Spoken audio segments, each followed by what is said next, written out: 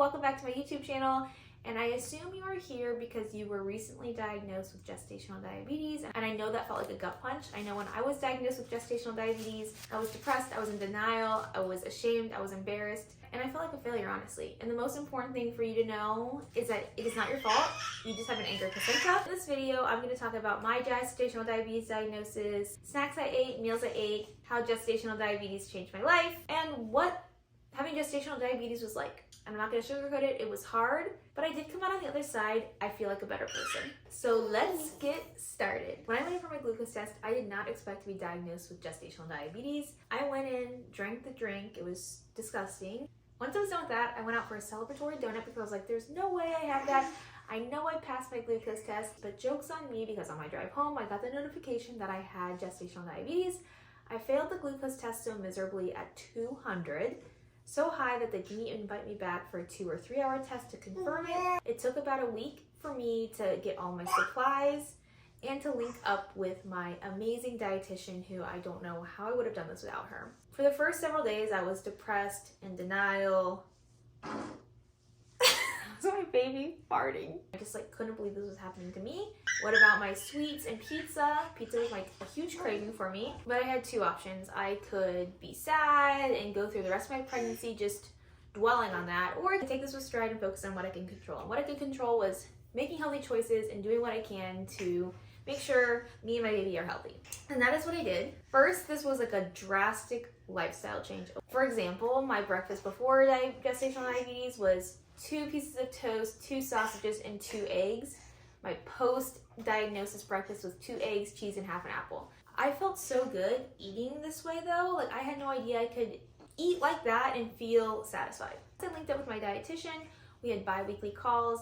I tracked every single thing I ate and tested my blood sugar 4 times a day. And we would talk on the phone and compare what I ate against my blood sugar numbers and see what spiked my blood sugar at any given time. There's a few things that spike my blood sugar: a whole peach, a brownie, gluten-free pizza, and biscuits and gravy. My dietitian said every single patient she's had has tried to eat biscuits and gravy and it just doesn't end well, so skip the biscuits and gravy. The hardest thing about this was planning every single meal. Everything I did in my life revolved around testing my blood sugar. If I was going to be gone for more than a couple hours, I needed to bring my blood sugar kit and any snacks with me. When I was going away for the weekend, I had to bring all my food and all my snacks because I couldn't rely on people's eating schedules and what they were going to be making. Luckily, my family and friends were really accommodating and did whatever I needed to help me manage my blood sugar. I will say one upside to this, and I know it's not about weight loss, I only gained 2 pounds in my 3rd trimester. My baby was gaining the weight he needed, and I only gained 2 pounds. So 5 months postpartum, I'm actually down 5 pounds from my pre-pregnancy weight. And again, I know that's not what this is all about, but I was pretty happy about that. I was diagnosed in October, so that meant Halloween and Thanksgiving. I had to go through this, and it was really, really hard because that's the time of the year when the sweets and the carbs are just everywhere. So no Halloween candy for me. I did take a bite of a Reese cup, and the thing is with indulging in gestational diabetes, I couldn't enjoy it. I just had anxiety after. Another perk is at Thanksgiving.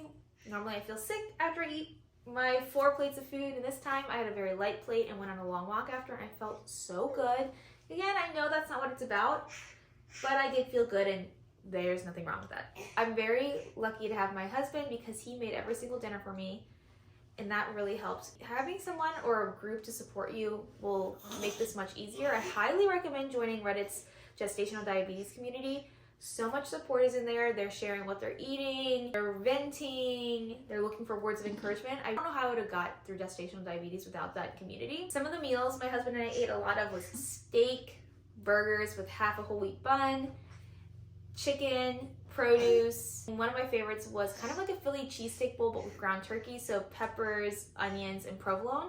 And my husband pretty much ate the same exact diet as I did while I went through this, which was really, really nice of him. A lot of my go-to snacks were pretzels and peanut butter, wheat thins and cheese, Triscuits and cheese, beef sticks, which became disgusting, protein bars, carrots and ranch, the frozen Yasso bars and frozen Kind bars. So luckily I got to have some sweets in there, and they were really good because it had the right amount of fat and protein and all that stuff. But my dietitian was on board with that. And a reminder, I'm not a nutritionist, I'm not a dietitian. This is just my own personal experience. In my last 2 weeks of pregnancy, I did have to go on nighttime insulin for my fasting number. My fasting number in the morning just became harder and harder to manage. I tried everything, and I was so happy when I did find something that worked, but eventually nothing would work. And also, insulin is not as bad as it sounds. It seems really scary, but actually I thought pricking my finger was like way worse. I think the hardest part was testing my blood sugar 4 times a day. This meant sometimes waking up at 5 in the morning, testing my blood sugar, and once you test your blood sugar in the morning, I had to eat breakfast and then go on my walk. So in the winter, I was out there at 5 in the morning while everyone was sleeping on my walk, and it was just really hard. Another thing I realized was the lack of accommodations with people with diabetes at restaurants and functions. Nothing diabetic friendly there. Once I delivered my look up this, thank you. Once I delivered my baby at 37 weeks, coming at 6 pounds, 8.4 ounces, my blood sugar started to normalize as the days in the hospital went on, and at my 6-week postpartum appointment, I took my glucose test and my fasting number was 84. And my 1 hour, I think we did a 2-hour test. I can't remember now, but it came in at like 105 or 112, so it was back to normal. I definitely think the hardest part about gestational diabetes was first getting the diagnosis and just going through all of those sad feelings. But on top of that, planning every meal and planning basically all of your nights and days around testing your blood sugar and making sure you are keeping your blood sugar at a good level. If you do have to go on insulin, just know it is not as bad as it seems. There are some positives to gestational diabetes. I know if you're in the thick of it right now, you're like, shut up. But I'm just gonna say, again, like I said earlier, I didn't gain much weight. I have never felt better, and this is actually the way I've always wanted to eat but could never get myself to do it. I really developed some healthy eating habits from this. Don't get me wrong, I still love sweets. I bake a lot. Like, I have a sweet tooth. I'm eating sugar. But I actually find myself wanting to eat more protein, want to eat more vegetables because I want to do what's good for my body. And I still try and go on walks, not as much after each meal, but my husband and I both just like really adapted to the lifestyle and really enjoyed it. I truly feel like I just like became the person I always wanted to be, even though it's just not how I expected it to go.